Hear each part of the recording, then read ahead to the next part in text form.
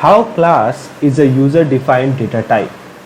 Class एक user defined data type कैसे है, और कई बार तो सवाल ये भी उठता है कि क्लास बनाने की ज़रूरत क्या है। तो चलिए आज की वीडियो में हम इस बात को समझते हैं कि क्लास एक यूज़र डिफाइंड डेटा टाइप कैसे है, और आखिर क्लास कितने तरह के होते हैं, क्लास क्या रोल प्ले करता है प्रोग्राम के अंदर, और इन सारी बातों को आज के ट्यूटोरियल में हम लोग डिस्कस करेंगे। तो चलिए शुरू करते हैं।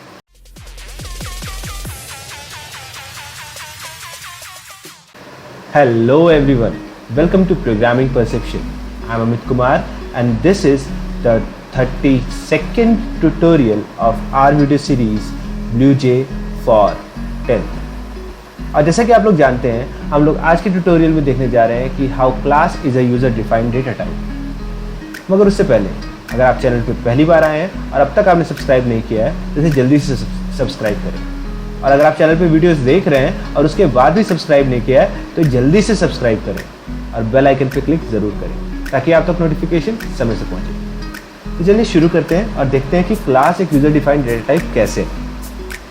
तो इससे पहले मैं आगे बढ़ूँ, मैं आप लोगों को बताना चाहता हूँ कि क्लास एक्चुअली कितने तरह के होते हैं। तो बेसिकली जावा में हम जानते हैं जावा ऑब्जेक्ट ओरिएंटेड प्रोग्रामिंग लैंग्वेज है, और इसके अंदर हम जब भी कोई प्रोग्राम बनाना चाहते हैं तो सबसे पहली चीज़ जो हम क्रिएट करते हैं वो एक क्लास है। बट एक्चुअली जावा में क्लास कितने तरह के होते हैं। तो बेसिकली जावा की क्लासेस, जावा में जो भी हम क्लास बनाते हैं तो बेसिकली 3 तरह की क्लासेस हो सकती हैं। या तो जो हम क्लास बना रहे हैं वो एक एपीआई क्लास हो, या फिर जो क्लास हम बना रहे हैं वो एक एप्लीकेशन प्रोग्राम हो, या फिर जो क्लास हम बना रहे हैं वो एक एप्लेट हो। अब इन तीनों की अपनी पहचान है। एप्लेट एक्चुअली जावा के स्पेशल प्रोग्राम्स हैं जो HTML पेज पर रन करते हैं। इससे ज़्यादा इससे डिटेल में हम अभी नहीं जानेंगे क्योंकि हमारे सिलेबस में ये नहीं है। और अगर कोई क्लास एप्लेट बनती है या किसी क्लास को एप्लेट बनना है तो उसको एप्लेट क्लास को इनहेरिट करना पड़ेगा। तो जावा में एक एप्लेट क्लास पहले से डिफाइंड है, और अगर आपकी क्लास एप्लेट बनना चाहती है, सपोज मेरी एक क्लास है जो ABC है और ये एप्लेट बनना चाहती है, तो इसको एक्सटेंड करना पड़ेगा या इनहेरिट करना पड़ेगा एप्लेट क्लास को। इनहेरिटेंस हमारे सिलेबस में है नहीं तो हम उस पर ज़्यादा डिटेल में नहीं जाएंगे, मगर अगर आप किसी क्लास में एक्सटेंड्स एप्लेट देखें तो ये ज़रूर समझ जाइएगा कि वो क्लास एक एप्लेट है। एप्लीकेशन प्रोग्राम जावा की वो प्रोग्राम्स होते हैं या जावा की वो क्लासेस होती हैं जो एक्चुअली एग्जीक्यूट करते हैं। तो एप्लीकेशन प्रोग्राम कैसे बनेंगे? जावा की कोई भी क्लास, ठीक है, एप्लीकेशन प्रोग्राम क्लास मुझे कहना चाहिए, सिर्फ एप्लीकेशन प्रोग्राम नहीं कहना चाहिए, ठीक है, या एग्जीक्यूशनल क्लास, इसको ज़्यादा टेक्निकली हम वो कहेंगे। तो खैर जावा की कोई भी ऐसी क्लास जो मेन मेथड को रखती है, वही मेन मेथड जिसका सिंटेक्स आप जानते हैं, public static void main, right. और ये इसके अलावा भी इसमें काफ़ी कुछ ऐड हो सकता है, मगर देखिए हम लोग अपने सिलेबस से बाउंडेड है तो इसमें ज़्यादा डिटेल में नहीं जाएंगे। मगर मेन मेथड, राइट, अगर कोई क्लास अगर मेन मेथड को कंटेन कर रही है, यानी किसी क्लास के अंदर मेन मेथड है, दैट मीन्स ये गिवन क्लास, जो भी क्लास हमने बनाई है, ये एक एप्लीकेशन प्रोग्राम क्लास है। अब इसकी खासियत क्या है कि ये क्लास एग्जीक्यूट होती है, यानी जब भी हमारा प्रोग्राम एग्जीक्यूट होना शुरू होता है तो वो हमेशा मेन से एग्जीक्यूट होना शुरू होता है, राइट। प्रोग्राम में बहुत सारी क्लासेस हो सकती हैं, इससे पहले इसके बाद में हर एक क्लास में अपने मेथड्स हो सकते हैं, मगर जब हम प्रोग्राम को एग्जीक्यूट करते हैं तो सबसे पहले मेन एग्जीक्यूट होता है। अब आप में से कई लोग ब्लूजे पे काम कर रहे हैं और बोलेंगे कि हम तो जिस मेथड को कॉल करते हैं वो एग्जीक्यूट होता है। तो आपको मैं बता दूं, मैं ये बात बता रहा हूँ प्रोग्राम एग्जीक्यूशन की JDK पर्सपेक्टिव से रिलेटेड। यानी अगर आप जावा डेवलपमेंट किट के इन्वायरमेंट में, JDK के इन्वायरमेंट में आप अपने प्रोग्राम को एग्जीक्यूट कर रहे हैं और जावा एप्लीकेशंस की मदद से आप एग्जीक्यूट कर रहे हैं, तो डेफिनेटली वहाँ पर वो अपना एग्जीक्यूशन मेन मेथड से शुरू करेगा। एक क्लास जिसके अंदर मेन मेथड होता है उससे रिलेटेड कई सारे रिस्ट्रिक्शंस हैं, मगर अभी हम लोग इन रिस्ट्रिक्शंस को नहीं डिस्कस करेंगे क्योंकि ब्लूजे पर ये रिस्ट्रिक्शंस लागू नहीं हो रही हैं। मगर हम जब JDK को और डिटेल में पढ़ेंगे तब हम इन रिस्ट्रिक्शंस की बात करेंगे। मगर अब तब तक के लिए इतना जान लीजिए कि कोई किसी भी क्लास के अंदर अगर मेन मेथड है तो वो एक एप्लीकेशन प्रोग्राम क्लास है। इसके अलावा जो भी क्लास आप बनाते हैं, राइट, यानी जिसके अंदर जो ना तो एक्सटेंड कर रहा है एप्लेट को और ना जिसके अंदर मेन मेथड है, वो एक्चुअली एक एपीआई क्लास है। एपीआई क्लास, एपीआई का फुल फॉर्म होता है एप्लीकेशन प्रोग्रामिंग इंटरफेस। अब अपने प्रोग्राम को बनाते वक्त, जैसा कि हम लोग जानते हैं, हम लोग ऊप्स के कंसेप्ट पे चलते हैं, तो अपने प्रोग्राम को बनाते वक्त हम लोग सबसे पहले क्लास को क्रिएट करते हैं, राइट। तो क्लास कैसे क्रिएट करते हैं? हम सबसे पहले डिसाइड करते हैं कि हम किस कंडीशन पे मतलब किस चीज़ पे प्रोग्राम बना रहे हैं, और उस चीज़ से रिलेटेड हमको कितने ऑब्जेक्ट्स के साथ डीलिंग करनी है। जितने तरह के ऑब्जेक्ट्स के साथ डील करनी है हम उन सब के लिए क्लास बना देते हैं, राइट। क्योंकि हम एक्चुअली प्रोग्राम में उन सब के ऊपर काम करेंगे, राइट। फॉर एग्जाम्पल, अगर किसी ऑर्गेनाइजेशन में कोई सॉफ्टवेयर बन रहा है, तो सॉफ्टवेयर के अंदर हमको बहुत सारी चीज़ों पे काम करना पड़ेगा। ऑर्गेनाइजेशन क्या प्रोडक्ट बना रही है, ऑर्गेनाइजेशन क्या प्रोडक्ट सेल कर रही है, उसकी पैकेजिंग कैसे हो रही है, कितने एम्प्लॉयज़ काम कर रहे हैं। अब इन सारे कामों को करने के लिए बहुत सारी चीज़ें इन्वॉल्व हैं, बहुत सारे लोग इन्वॉल्व हैं, बहुत सारे मशीनरीज इन्वॉल्व हैं। बट प्रोग्रामिंग इंटरफेस या प्रोग्रामिंग के लिए ये सारी चीज़ें एक्चुअली एक ऑब्जेक्ट है। और जैसे कि अगर मैं एम्प्लॉयज़ की बात करूँ तो वो सारे ऑब्जेक्ट हैं, राइट। हर एक इंडिविजुअल एक ऑब्जेक्ट है, मगर सबकी कॉमन कैरेक्टरिस्टिक्स है। इन्हीं कॉमन कैरेक्टरिस्टिक्स को हम क्लास का रूप देते हैं, राइट। सो क्लास जब हम क्रिएट कर रहे होते हैं तो हम एक्चुअली ऑब्जेक्ट की कॉमन कैरेक्टरिस्टिक्स, ऑब्जेक्ट्स की कॉमन बिहेवियर्स को बता रहे होते हैं। तो अगर मैं कोई सॉफ्टवेयर बनाऊंगा किसी ऑर्गेनाइजेशन के लिए, और वहाँ पे एम्प्लॉय, प्रोडक्ट, प्राइस, इन सब चीज़ों, प्राइस तो खैर कोई बात नहीं, पर employ, product, sale, you can say marketing, ऐसे बहुत सारे डिविजन्स पे मैं काम करूँगा। और इन डिविजन्स पे काम करते वक्त बहुत सारी चीज़ों के ऊपर काम करूँगा। उन्हीं में से एक चीज़ है एम्प्लॉय, तो मैं डेफिनेटली एक एम्प्लॉय नाम की क्लास बनाऊँगा, राइट। अब अगर मैं एक नॉर्मल प्रोग्राम में काम करूँ, सपोज, अब इसी चीज़ को समझते हैं प्रोग्रामिंग से, sorry for that. Okay, suppose मैं एम्प्लॉय के ऊपर ही काम करने जा रहा हूँ, तो एम्प्लॉय प्रोसेस में एक क्लास बना रहा हूँ, एम्प्लॉय प्रोसेस, फाइन। अब इस क्लास के अंदर, एम्प्लॉय प्रोसेस क्लास के अंदर, मैं इसको एप्लीकेशन प्रोग्राम बना रहा हूँ फिलहाल। तो चलिए देखते हैं, फिलहाल मतलब ये एप्लीकेशन प्रोग्राम ही रहेगा, ऐसा नहीं है, बट इसमें मैं कुछ चीज़ें और ऐड करूँगा। तो क्योंकि एक एप्लीकेशन प्रोग्राम है, इसमें मेन मेथड होगा, नो डाउट। ओके, अब मैं इसमें करने क्या वाला हूँ, मैं एक्चुअली एम्प्लॉय के ऊपर काम करने वाला हूँ। तो एम्प्लॉय से रिलेटेड मैं कुछ चीज़ें पे काम करूँगा। फॉर एग्जांपल, मैं एम्प्लॉय का नेम पे काम करूँगा, तो मैं एम्प्लॉय यूज़र से पूछूँगा कि एम्प्लॉय का नाम क्या है, एम्प्लॉय की सैलरी, एंड उसी हिसाब से आप समझ सकते हैं कि मैं यहाँ पर बेसिक सैलरी, ये सब सारी चीज़ों पे काम करना चाहता हूँ, राइट। फिलहाल मैं एक बहुत छोटा सा प्रोग्राम बना रहा हूँ, और वीडियो को थोड़ी देर के लिए पॉज कर रहा हूँ, प्रोग्राम को रेडी करके आपके सामने लाता हूँ, क्योंकि ये ज़्यादा ज़रूरी नहीं है। Okay, fine. सो मैंने कोड रेडी कर लिया है आप लोग के लिए, तो आप देख सकते हैं यहाँ पे मैंने किया क्या है। सो स्कैनर ऑब्जेक्ट बनाया, यूज़र से नाम और बेसिक सैलरी एक्सेप्ट किया, और सैलरी अगर 10,000 से ज़्यादा है तो TAD HRA के लिए कुछ और कंडीशन है, जैसे 20% of basic salary, 50% of salary and 15% of salary TAD HRA respectively होगा। और अगर सैलरी 10,000 से कम है तो 25%, 55% and 20%। So quite good. And यहाँ पे TAD HRA end of course हमको टोटल सैलरी भी प्रिंट करनी पड़ सकती है, तो क्यों नहीं मैं वो चीज़ जो छोड़ चुका हूँ उसको भी कर लेते हैं। तो total salary is equals to TAD HRA and the salary, right. And total salary हम लोग को प्रिंट करना है। बहुत सिंपल सा प्रोग्राम मैंने लिया, राइट।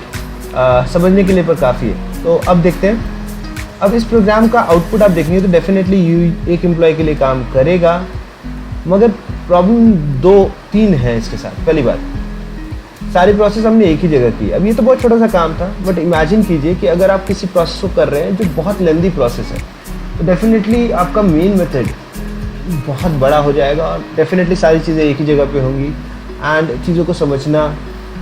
फॉर एग्जांपल, अगर आपका प्रोसेस ऐसा है जिसमें आपको 20-25 इनपुट लेने हैं, 50-60 प्रोसेसिंग की लाइन्स हैं, तो डेफिनेटली बहुत कंजस्टेड कोड हो जाएगा।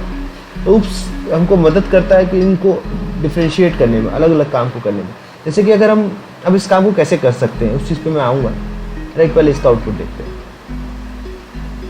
सो इसको कंपाइल करते हैं एंड इसको रन करते हैं। So let's see. सो मैंने नाम एंटर किया अमित कुमार, बेसिक सैलरी मैंने एंटर की suppose greater than 10,000 that is 12,000। So here is my TADA HRA and my total salary. बिल्कुल सही काम कर रहा है। अब पहली बात तो सारी चीज़ें एक जगह पर है, और जैसा कि मैंने बताया अगर एक से ज़्यादा इनपुट आपको लेना है, एक से ज़्यादा प्रोसेस आपको करना है तो डेफिनेटली बहुत टाइम टेकिंग होगा। दूसरी बात, एम्प्लॉय के ऊपर मुझे जहाँ जहाँ काम करना होगा अपने प्रोग्राम में, ठीक है, क्योंकि एकमात्र जगह नहीं, एक ओनली प्लेस नहीं होगा कि यहीं पर मेरे को एम्प्लॉय पे काम करना हो सकता है। एम्प्लॉय के ऊपर मुझे और कहीं पर भी काम करना हो तो फिर से मुझे वहाँ पे उतने वेरिएबल्स बनाने पड़ेंगे, like salary, total salary. Suppose अगर मुझे इन पे काम करना है तो नेम। तो इससे अच्छा तरीका क्या है कि एम्प्लॉय जिसके ऊपर हमको बहुत जगह पे काम करना है उसके नाम से एक क्लास क्रिएट कर ली जाए, और उस क्लास के अंदर एम्प्लॉय की उन कॉमन प्रॉपर्टीज़ और बिहेवियर्स को डिफाइन कर दिया जाए जिसके ऊपर हमको काम करना है, राइट। अब इन कॉमन प्रॉपर्टीज़ या कैरेक्टरिस्टिक्स के लिए, जैसे कि अब इसकी कैरेक्टरिस्टिक्स क्या है, यहाँ पे इस प्रोग्राम के हिसाब से एम्प्लॉय की एक सैलरी है, राइट, एम्प्लॉय की TA है, DA है, HRA है, टोटल सैलरी है, और हम लोगों ने इसके अलावा कुछ और तो नहीं लिया, नहीं, दैट्स इट। और इसके अलावा एम्प्लॉय का नेम, ये एम्प्लॉय की कैरेक्टरिस्टिक्स है। अब इनका बिहेवियर क्या है? अब बिहेवियर हमारे काम के हिसाब से डिपेंड कर सकता है। फिलहाल तो हम प्रोग्राम बहुत छोटा बना रहे हैं, मगर हमारे सॉफ्टवेयर में एम्प्लॉय के ऊपर जितने भी काम किए जाएंगे वो सारे बिहेवियर्स के लिए मेथड होंगे। बट हम इस प्रोग्राम के हिसाब से देखें तो हमको यूज़र से क्या क्या काम करना है वो देख लेते हैं। सबसे पहले हमको यूज़र से इनपुट लेना है, तो इतना काम है हमारे इनपुट लेने का, राइट। फिर हमको यूज़र से चलिए मैं थोड़ी देर के लिए इसको कमेंट आउट करता हूँ ताकि आपको ये समझ में आ जाए कि हम इंस्टेंस वेरिएबल क्यों बनाते हैं, ठीक है। चलिए, सो ये हमारा इनपुट का काम हो गया, राइट।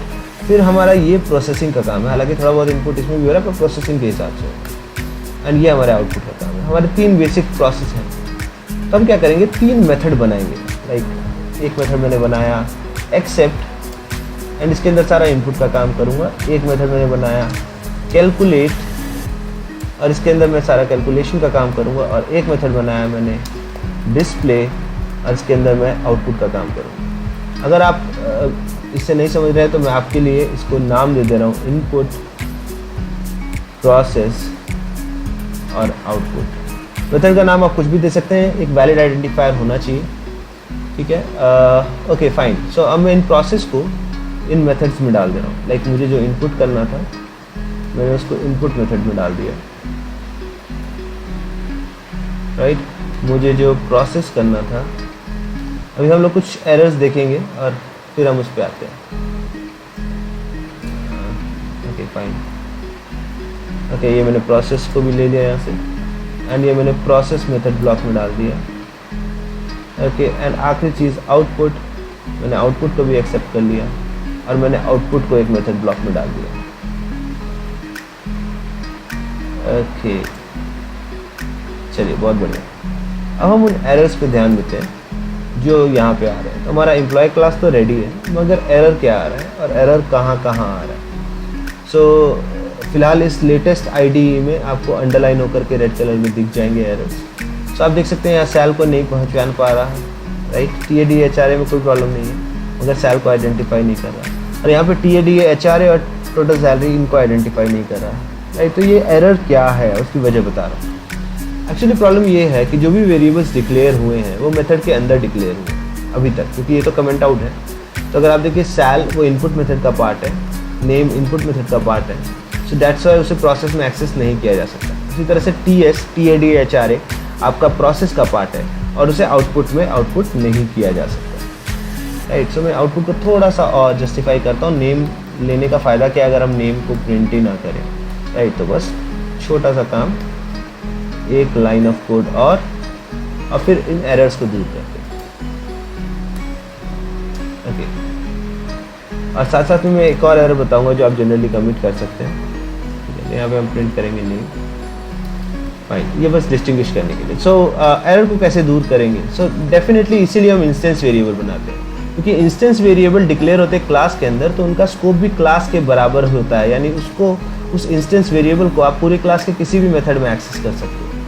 तो यानी कि अगर मैं इनको इंस्टेंस वेरिएबल बना दूं तो एरर नहीं आएगी, राइट। क्लियरली एरर नहीं आएगी। मगर आपका आउटपुट अभी भी नहीं आएगा। प्रॉब्लम ये है कि आपने ना सिर्फ इंस्टेंस वेरिएबल डिक्लेयर किया है, बल्कि आपने उसी नाम से एक लोकल वेरिएबल भी डिक्लेयर किया है। आपको दिखाने के लिए तो मैं इसका आउटपुट दिखा सकता हूँ, मगर आपको गारंटीड मैं बता रहा हूँ कि क्योंकि प्रोग्राम काफ़ी लेंदी हो जाएगा, मगर आपका आउटपुट नहीं आएगा अगर आपने एज इट इज़ छोड़ दिया। ठीक है, आप चाहो तो टेस्ट कर सकते हो इस चीज़ को, और फिर कमेंट आउट करना कितने लोगों का आउटपुट आ गया ऐसे करने के बावजूद, इतना कोड रखने के बावजूद, राइट। सो प्रॉब्लम की बात करते हैं। प्रॉब्लम ये है कि दो जगहों पे डिक्लेरेशन हो रहा है, ग्लोबली तो नहीं कहना चाहिए, मगर class wise and method wise. तो इसीलिए प्रॉब्लम आएगी। तो हम क्या करेंगे, जो मेथड वाइज डिक्लेरेशन है उनको हम हटा देंगे। ठीक है, तो हम इसको ग्लोबल या फिर इंस्टेंस वेरिएबल के फॉर्म में ही रहने देंगे, हम उनके लोकल वेरिएबल्स नहीं बनाएंगे। इसको डिक्लेरेट, ये पूरा स्टेटमेंट ही बेकार है, ऑलरेडी हो चुका है डिक्लेयर।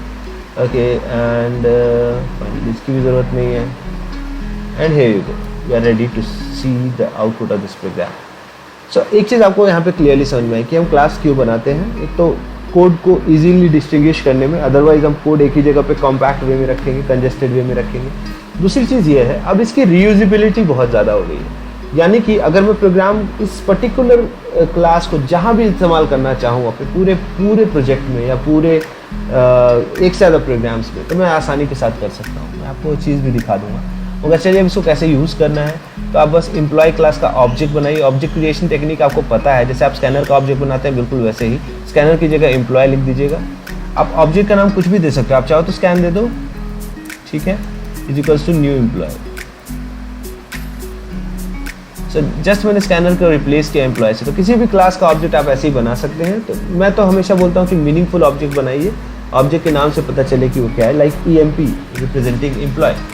अब हम इनपुट करेंगे, तो इनपुट करने के लिए मुझे बस इनपुट मेथड को कॉल करना है। हम प्रोसेस करेंगे, तो प्रोसेस करने के लिए मुझे प्रोसेस मेथड को कॉल करना है। और हम कैलकुलेट करेंगे, तो कैलकुलेट करने के लिए मुझे आउटपुट करेंगे, तो आउटपुट मेथड को कॉल करना है। प्रोसेस ही कैलकुलेट हो रहा है। अब इसको आप और शॉर्ट भी बना सकते हो, क्योंकि कुछ चीज़ें तो ऑब्वियस है। ओके, अब इसका आउटपुट देखते हैं।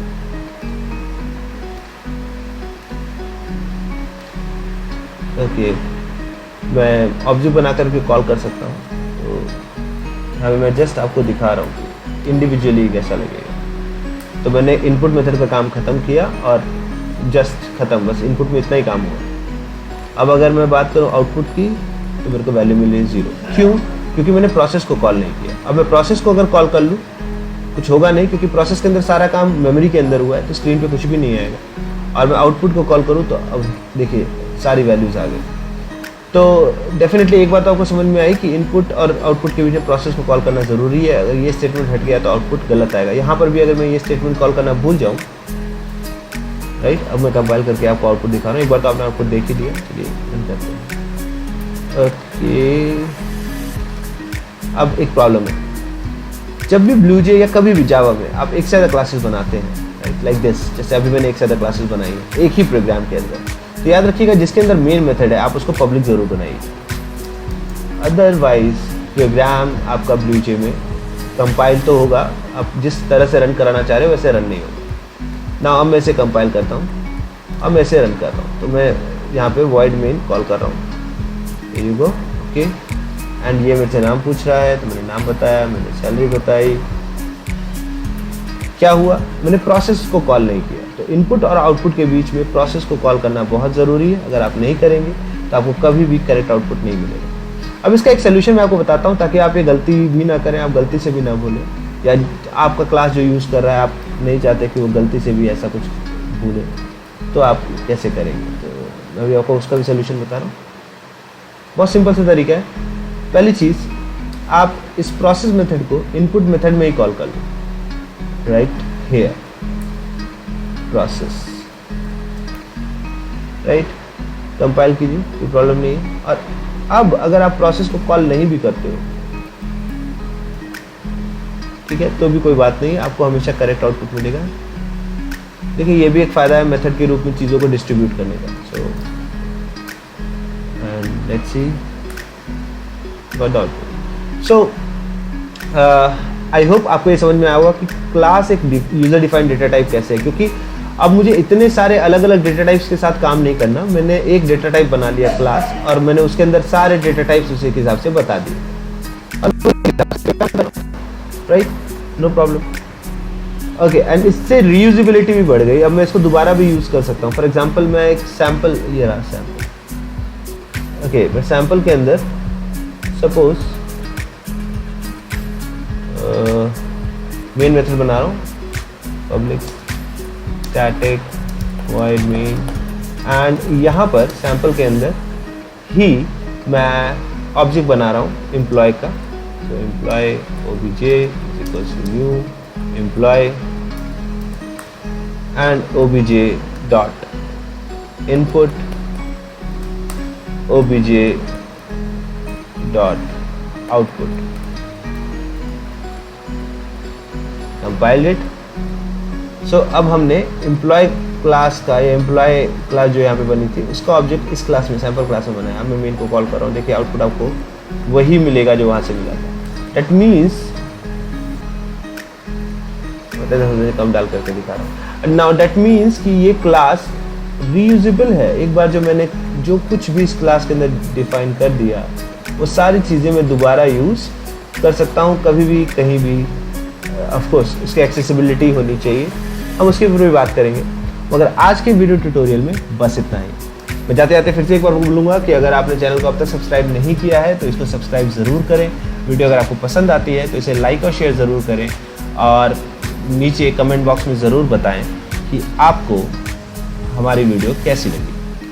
मगर जाने से पहले आप लोग का अगला एक्सरसाइज जिसके ऊपर आपको आंसर देना है, तो चलिए देखिए आपकी अगली एक्सरसाइज। तो आपका एक्सरसाइज 13 ये रहा, और क्लास आउटपुट आपके सामने ये है, और इसका आउटपुट आपको बताना है कि क्या होगा। So students, so I hope आप लोग इसका रिप्लाई नीचे करेंगे। तरीका आपको मालूम है कि एक लाइक और एक ही कमेंट में आप इसका आउटपुट देंगे। इसका आउटपुट देने के अलावा आप ये कमेंट में ज़रूर बता सकते हैं कि आपको वीडियो कैसी लगी है। तो चलिए, that's it for today's video lecture. Hope to meet in the next video tutorial. Till then, thank you and happy programming.